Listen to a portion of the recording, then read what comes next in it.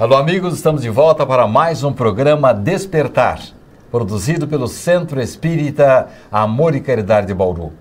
Hoje, muita alegria com a presença do médium e amigo Miguel Formiga. É uma satisfação muito grande estar com vocês. Conosco também, já conhecido da casa, já participou desse programa, o meu amigo Dr. Marcelo Occhiuto. É uma grande alegria estar de volta a Bauru. Miguel Formiga é autor desta obra que fala do seu pai, Euríclides Formiga, de poeta a médium, a resistência e a transformação.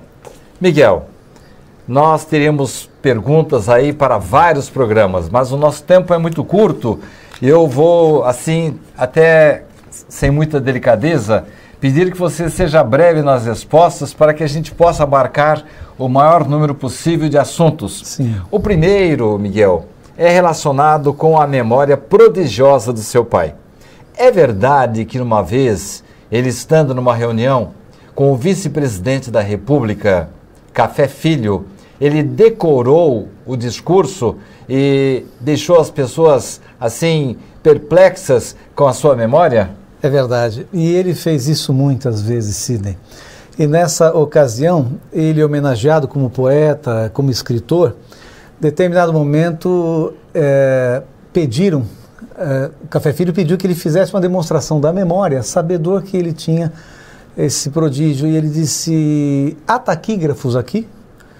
Sim, há taquígrafos. Taquigrafaram seu discurso, Excelência? Taquigrafaram. É porque eu já sabia que seria solicitado, então enquanto Vossa Excelência foi falando, eu fui gravando a mensagem toda, agora eu vou voltar de trás para frente. Nossa Senhora! Com 10 minutos os taquígrafos falaram, não, para, porque ele não erra uma palavra, nós vamos ficar o discurso inteiro de volta.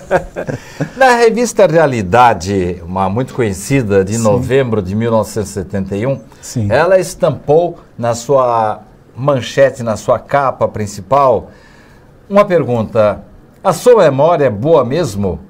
E qual foi o teor dessa reportagem, Miguel? E muito interessante, Sidney, que na capa dessa revista estava a face de Chico Xavier. Isso mesmo. Uma coincidência, né? Que Sim. A gente sabe que não há. Essa matéria foi a respeito das 4 maiores memórias do mundo. Até então eles tinham constatado isso. E o Formiga era uma delas. Cada um com a sua característica, mas eram memórias prodigiosas. Sabemos que nessa época os espiões, eles eram treinados para olhar um documento e gravar uma parte desse documento, se não o todo, não conseguiam. E em alguns segundos, Formiga pegava a página de um livro, passava a mão brincando conosco, com os filhos, dava a página para nós e dizia o texto inteiro, depois de baixo para cima, do meio para as pontas e das pontas para o meio. E você, Miguel, tem boa memória? Nós todos, eu posso dizer que temos uma boa memória. Mas foi exercitando essa memória que sentimos que ela foi melhorando. Mas já podemos dizer que não dessa natureza, uma memória prodigiosa dessa, fotográfica? Não. Fotográfica, visual, mas não dessa forma. Muito bem. Em hipótese alguma, mas bem favorecida. Doutor Marcelo, na vez anterior que o senhor esteve em Bauru, trouxe-nos a companhia, o conhecimento com Anabel. Aliás, foi a dona Anabel que presenteou este livro com muita delicadeza, que veio bem a calhar para a nossa entrevista de hoje. Qual foi a importância de Anabel? Porque, pelo próprio título do livro, resistência e transformação. Então, no começo, Euríclides resistiu à existência da mediunidade e depois transformou-se num valoroso vaso que esteve ao lado de Chico Xavier para muitas obras. Qual foi a influência de Anabel na vida de Euríclides? Foi completamente fundamental. Não teríamos adjetivo melhor para descrever a importância de Anabel na vida de Euríclides. Apesar de ter esse talento, uma memória prodigiosa, uma inteligência invulgar e uma mediunidade raríssima, apesar de tudo isso, se não fosse a presença de Anabel em sua vida, ele teria se perdido nos convites fugazes do mundo e não teria deixado obra alguma que que permanecesse e nos enriquecesse tanto como ela existe hoje. No transcorrer da nossa conversa, eu vou querer mais detalhes sobre isso. Com certeza. Dr. Marcelo referiu-se aos convites do mundo. E eu vou fazer uma relação aqui, assim, meio improvisada, a relação deve ser muito maior, das pessoas com quem Euríclides teve contato. Além do Café Filho, que eu já citei, ele era amigo de Luiz Gonzaga, Jacó do Bandolim, Silvio Caldas, Luiz Vieira, Silveira Sampaio o entrevistou. Exato. Ele esteve com Orlando e Cláudio Vilas Boas. Muitas vezes. Rubens Romanelli, que é muito respeitado no meio espírita. Esteve no programa de Rolando Boldrin. Eu vi uma foto, ele estava ao lado de Roberto Carlos, é isso? Sim, Roberto Carlos, ele quis ouvir cantadores de viola, porque evidentemente ele não poderia ir a uma feira de Caruaru para fazê-lo. Então pediu a Dr. Saulo Ramos, nosso grande amigo e advogado dele, que levássemos, que o Formiga levasse uns cantadores. E o interessante é que meu pai convidou 2 grandes cantadores, não falou para o quê. Disse, olha, você vai cantar numa casa da alta sociedade de São Paulo, que era uma coisa costumeira, vão abrir a viola e as caixinhas vão cair ali, mas vocês não sabem para quem vão cantar. E de repente chega Roberto Carlos. A nossa família só, a Saulo e a esposa, poucas pessoas, o maestro dele estava, Eduardo Lages. Um concerto privado. Privado, e davam os temas, e os cantadores cantaram para o Roberto. Ao final disso, o Roberto disse, eu só posso agradecer fazendo a única coisa que eu sei, me dê esse violão aqui. E cantou para nós mais de 1 hora. Mas foi uma coisa muito rica, porque os temas que ele dava e o próprio Saulo enriqueceram esse momento maravilhoso. Então, realmente, ele teria muitos motivos para, como nós dizemos vulgarmente, cair no mundo. Agora, Sidney, permite-me interromper Claro. uma coisa importante que ninguém sabe. Logo que o livro saiu, encontrei-me com o Saulo Gomes, em Uberaba, e pedi, ele amigo do Dr. Saulo Ramos, pedi que levasse. Era um pouquinho. Então, eu acertei quando falei Saulo Ramos. Sim, Dr. Saulo Ramos porque é eu sei, advogado. sim, porque eu sei que ele era amigo do Saulo Gomes. Também. Agora, quando encontrei o Saulo Gomes em Uberaba, no lançamento deste livro, o Saulo Gomes, muito emocionado, mencionou que morava em Ribeirão Preto. Eu pedi a gentileza, Saulo, por favor, o senhor levaria para o seu xará, Saulo Ramos, um livro desse? Ele disse, inclusive moro no mesmo condomínio que ele, nos confundem muito. Eu disse, tá bom. Logo em seguida, alguns dias se passaram, atendi um telefonema em casa e a pessoa disse, Miguel? Eu disse, pois não, é Saulo. E eu não sabia qual dos dois. Doutor Saulo Ramos disse, sim, meu filho. Doutor Saulo, tudo bem? Quero fazer um elogio a essa maravilha do livro sobre a vida de meu irmão, Formiga. Eu disse, olha que bacana. Inclusive, alguém ontem abriu a página, abriu o livro no meio, aleatoriamente, e viu uma foto e disse assim, Saulo, olha, junto com nosso irmão Formiga, olha aqui que saudade desse momento, eu estava com você. E eu já desconfiei quem fosse. Eu disse, doutor Saulo, quem foi? Ele disse, Roberto, que teve um show aqui em Ribeirão Preto e fica na minha casa. E eu disse, doutor Saulo, eu não pedi licença a ele para pôr essa foto. Aí ele brincou, disse, você esqueceu que eu sou advogado dele? Eu disse, então, muito obrigado. Muito bem. No próximo bloco, vocês vejam que o tempo está voando, temos muita coisa para conversar. Eu vou perguntar aos 2 queridos entrevistados, em primeiro lugar, é verdade que Euríclides iria para a França e Anabel não deixou? Vamos saber disso já já. Não saia daí.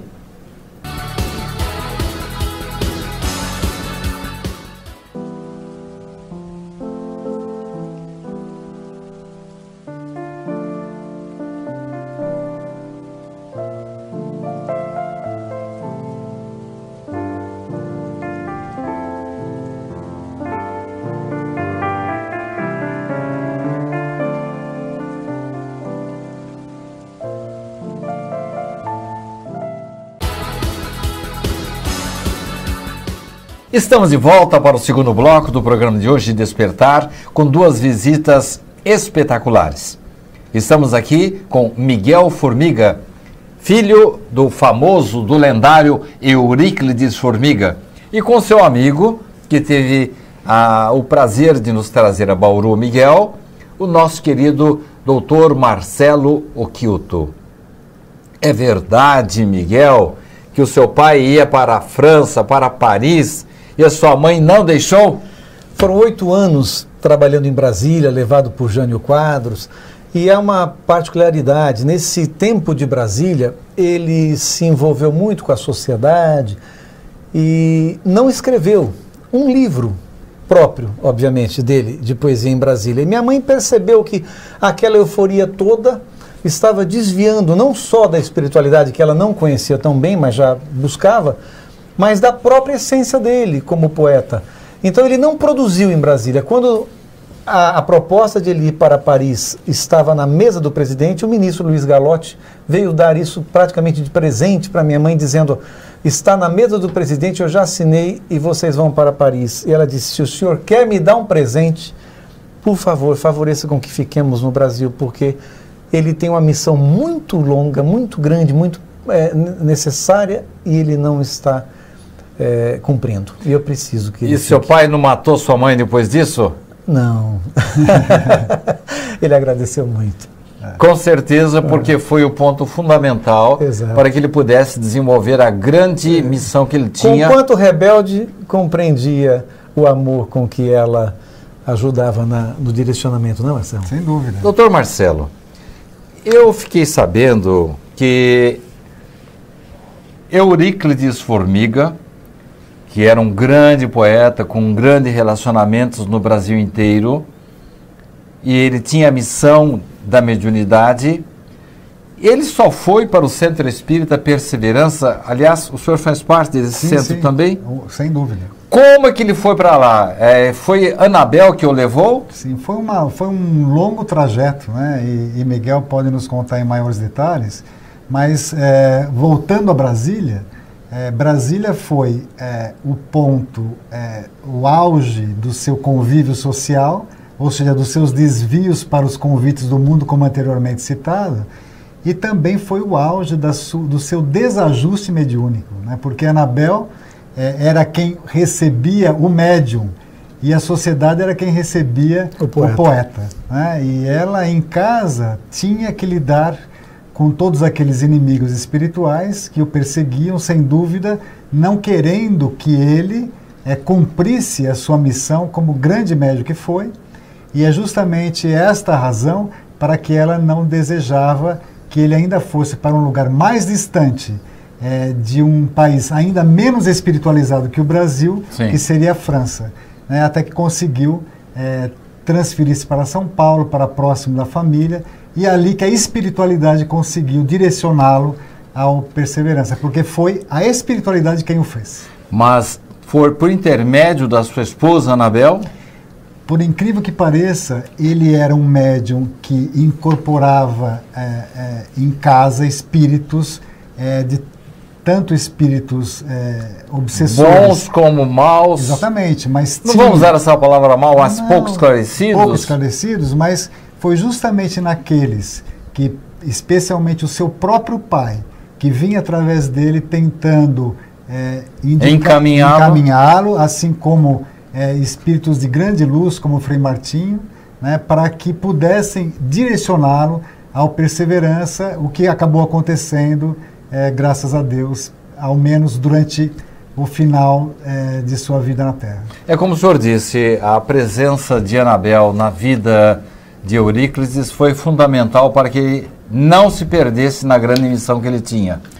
Eu tenho absoluta convicção de que um amor incondicional que ela dedicava a ele fazia com que uma mulher que não tinha uma experiência antecedente com espiritismo, com doutrina espírita, com mediunidade... Mas tinha isso como... Tinha na prática, algo de inato, né? Algo que ela tem uma experiência que eu considero uma das maiores, de conviver com um médium com esta qualidade, com essa ostensividade mediúnica, todos os dias, aprendendo na prática, mas não temia, não tinha o receio que seria natural de se ter diante de uma situação como essa, justamente pelo grande amor que ela não só tinha a ele, como ela tem inato nela. Para aqueles que a conhecem, percebem que ela tem um espírito maravilhosamente receptivo ao sofrimento humano.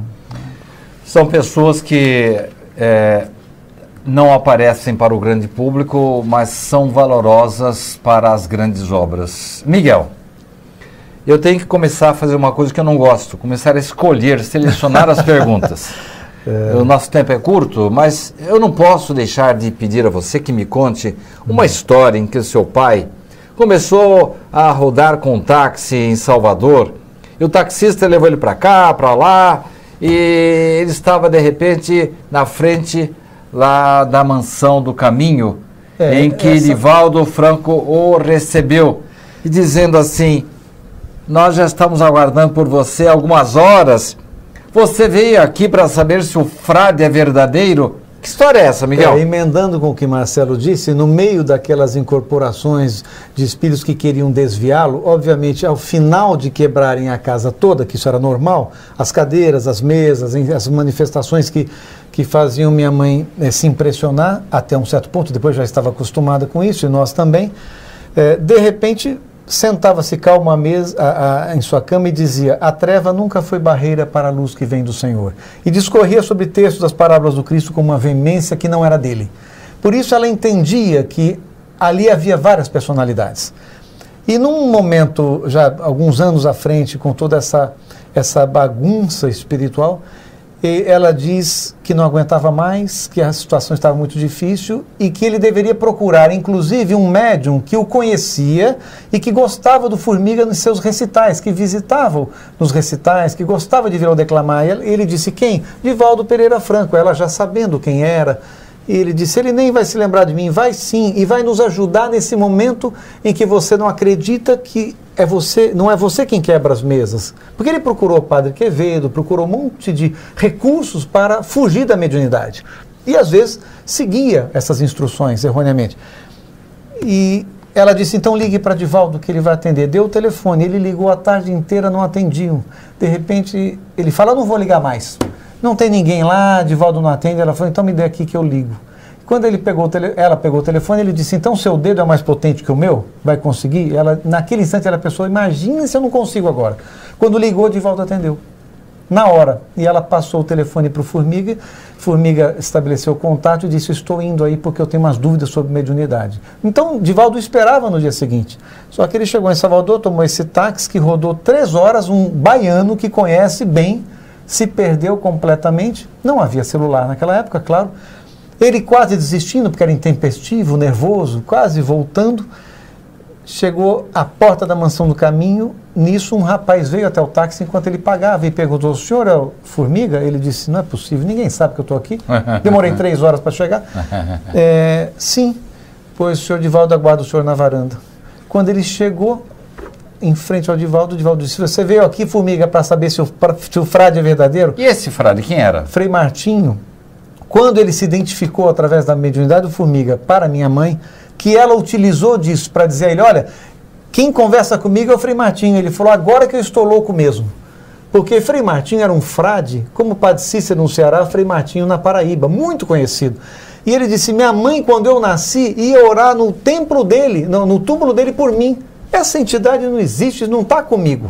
Não pode ser. E Divaldo? E Divaldo confirmou. Então, naquele instante, ele levou um choque.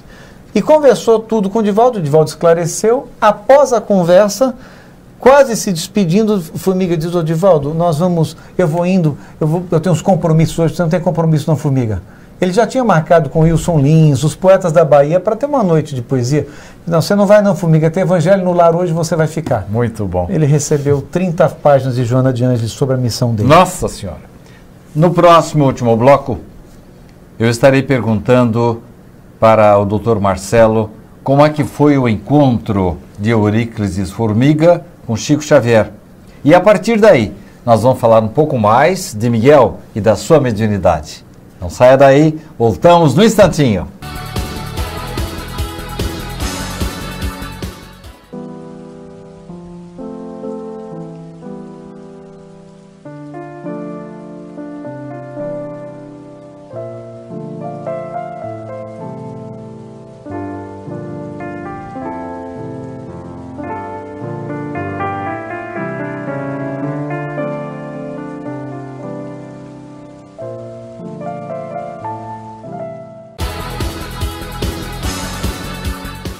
Estamos de volta para o terceiro e último bloco do Despertar de hoje, com a presença de Miguel Formiga, o médium, filho do famoso, do lendário Euríclides Formiga, e o seu amigo querido Dr. Marcelo Occhiuto.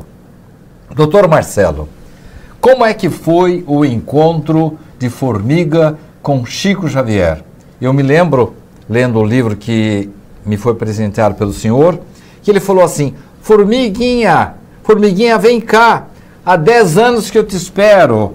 O que havia por trás dessa frase, doutor? Foi real, porque Formiga sempre resistiu a acreditar que a sua mediunidade era autêntica. Fosse autêntica. Né? Então, justamente, foi até a Bahia, né? Conseguiu essa confirmação de Divaldo, mas não foi suficiente.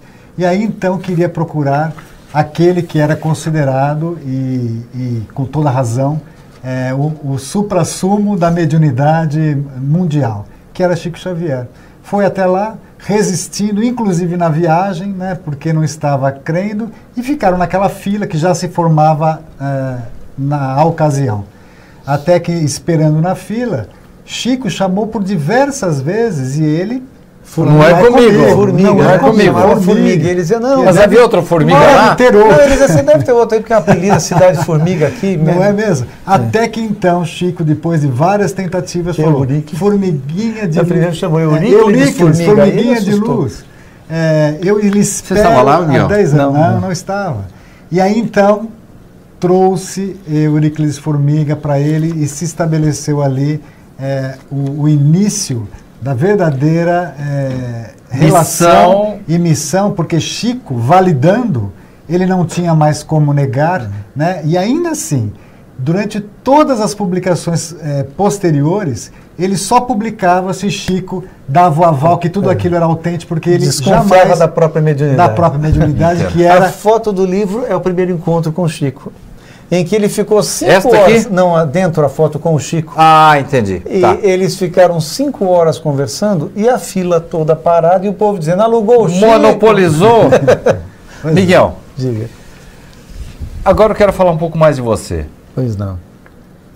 A memória de Euríclides e a sua mediunidade foi herdada por você e pelo seu irmão? Como comentávamos anteriormente, obviamente que alguns fatores físicos nos ajudam na mediunidade. Falávamos da glândula pineal, alguma característica nessa genética nós recebemos. Mas a missão, obviamente, que um espírito não tem a mesma do outro. Todavia, Sidney, meu pai, numa conversa um dia antes de desencarnar, me disse que foi uma coisa que me marcou muito.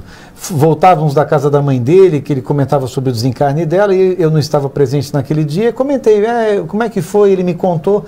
Aí ele disse, a propósito, meu filho, eu dirigi o carro para ele nesse momento. Eu vou partir muito breve. Então, era uma pergunta que eu ia fazer. Ele anunciou a morte dele? Então, ele me disse, eu vou partir muito breve e eu quero fazer alguns pedidos. Eu disse, tá bom, me fez os pedidos. Eu disse, pai, eu não acredito que você vai partir tão breve. Você se aposentou nesta semana, agora pode trabalhar integralmente com a doutrina espírita. Eles vão te dar muitas chances de realizar. Ele disse, meu filho, eu perdi 10 anos da minha vida. E eu sei que isso vai me ser cobrado. Me diga uma coisa. Ele o chamou, e ao seu irmão, alguma vez de continuador? Então, nesse momento, eu disse, tá bom, então vamos supor que você vá desencarnar, então nós teremos de ir ao Chico para receber mensagem sua? Ele falou, por pouco tempo, porque o Quito e você vão continuar meu trabalho. Eu disse, pai, eu não sou nem médium. Ele falou, você que pensa. E Guiomar me dizia isso muito, quando eu dizia, Guiomar, eu não tenho... Dona Quem é Guiomar? Dona Guiomar, presidente do Perseverança em São Paulo. Sim. Nossa líder, e muitas vezes eu dizia, eu não tenho mediunidade. Ele dizia, meu filho, você que pensa. E naquele momento ele pronunciou a mesma coisa e disse, vocês vão continuar o meu trabalho. Eu nem dei bola para aquele assunto, né? Mas no dia seguinte ele desencarnou. Me diga uma coisa, o seu pai, a presença dele na poesia, juntamente com outros músicos que apareceram na época, se aproximaram dele, compositores até da espiritualidade, tem alguma coisa a ver com a sua mediunidade? Então, certamente nós sabemos que viemos nas mesmas curriolas de poetas da espiritualidade do passado, compositores, Eu músico, sou músico, estudei muito e trago isso de outras vidas, Divaldo mesmo. Que instrumentos você toca? Eu toco violão, componho, mas eu digo sempre, para eu compor, eu demoro muito. As pessoas pensam que isso sai como uma psicografia. Não, em hipótese alguma, sou muito exigente. Demoro para compor, e muitos anos para fazer várias músicas e tal. Mas quando os poetas começaram a se manifestar por mim, foram trazidos por ele. Pelo seu pai? Há passagens interessantíssimas, ele trazendo os poetas, eu não entendia. Entendia de poesia, porque sempre ouvi Sidney. Mas e a métrica? Porque eu vi uma mensagem recebida pelo Chico, do seu pai, e a métrica é perfeita. Então, mas o meu pai é exigente. É isso que acontece na mediunidade, eu ia mencionar. Quando eu comecei a ouvir os poetas, eu entendia da musicalidade do verso, mas eu não tinha parado para tanta regra entre oitavas, sextilhas, um poema decassílabo, um soneto alexandrino. Evidentemente eu conhecia, mas não sobre a construção e principalmente a acentuação. Um soneto em decassílabo, a acentuação é quarta e décima, sexta e décima ou quarta e décima, sempre. Então, quando eu não capto a frase perfeita que ele quer, ele muda a frase, quando percebe que eu não entendi, mantém a acentuação na quarta e décima sílaba, sem mudar a rima. Essa velocidade mental... Você não tem? Não, em hipótese alguma, isso é dele. E aí, na mediunidade, isso se concretiza, porque ele vem ainda muito exigente. E o poeta, que é bom poeta, não gosta de pé quebrado. Pé quebrado é uma métrica mal feita. Sei. A rima pode ser igual, mas um verso com 7 sílabas, uma redondilha, e depois outro com 6, o poeta não suporta isso. E há muitos médiuns que, captando poesia, permitem porque não conhecem. Isso deixa o espírito muito nervoso. Eu imagino. Porque Augusto dos Anjos deu uma bronca no Chico Xavier. Você não tem cabeça para receber meus versos. Isso não é meu, eu não fiz isso. Então, eu passo por essa exigência hoje deles. Nós estamos chegando ao final do programa, doutor Marcelo. Eu tenho uma frase aqui que eu queria dizer, não sei se o senhor vai poder me ajudar. A mediunidade é um campo minado. O que nós podemos dizer sobre isso? Eu acredito, Sidney, que o ser humano, no estágio evolutivo em que se encontra, ainda se deslumbra facilmente com qualquer coisa que pareça um poder que o diferencie dos outros. E mediunidade ainda é algo envolto numa aura de um poder paralelo que faz com que eu seja alguém realmente diferente e que possa auferir vantagem a partir disso. Eu já vi muitos casos assinados pelo senhor que demonstram claramente que em determinados momentos o senhor funcionou como médium, autêntico médium. Sim. Miguel, para encerrar o nosso programa, você acha que está sendo fiel como continuador de seu pai? Acredito, Sidney, que ele tem lutado muito para que isso aconteça, malgrado as nossas dificuldades e a nossa mediunidade não peculiar como a dele. Mas tenho a resposta para dizer que há uma satisfação no momento em que eu o sinto trazendo mais poetas, mais músicos, seus amigos dessa grande curriola, para elucidarem durante a psicografia o tema proferido numa palestra de um orador presente que vai desenvolvendo, eles vão improvisando. Isso nos dá muita alegria. Por outro lado, ele tem nos testado muito a respeito da capacidade de captação de nomes nas mensagens. Situações muito específicas em que eu não esperava receber uma mensagem por uma pessoa presente e os espíritos parentes se aproximam, ele me dita particularidades sem que haja necessário um contato. Então, como acontecia com ele, está acontecendo agora comigo. Quem sabe com essa evolução, daqui a pouco teremos outro Euríclides aqui ao nosso lado. Não posso dizer algo desse gênero, mas estou a serviço dele. Suas palavras finais, doutor Marcelo. Eu agradeço muito a oportunidade de estarmos juntos outra vez. Bauru já é uma cidade por demais querida por causa do SEAC, e de todos vocês que têm um trabalho extraordinário. E eu tenho um privilégio inigualável de ter uma amizade tão profunda com o Miguel e sua família. Eles são, para mim, faróis que me guiam, e são exemplos de alguém que exerce a doutrina espírita na acepção do termo com humildade, com dedicação no serviço ao Cristo. Muito obrigado. Muito obrigado pela sua presença, Miguel. Eu agradeço, Sidney, a todos. Muito obrigado. E você, muito agradecido pela companhia, e até a próxima semana com mais um tema, mais um entrevistado para o seu esclarecimento. Até lá!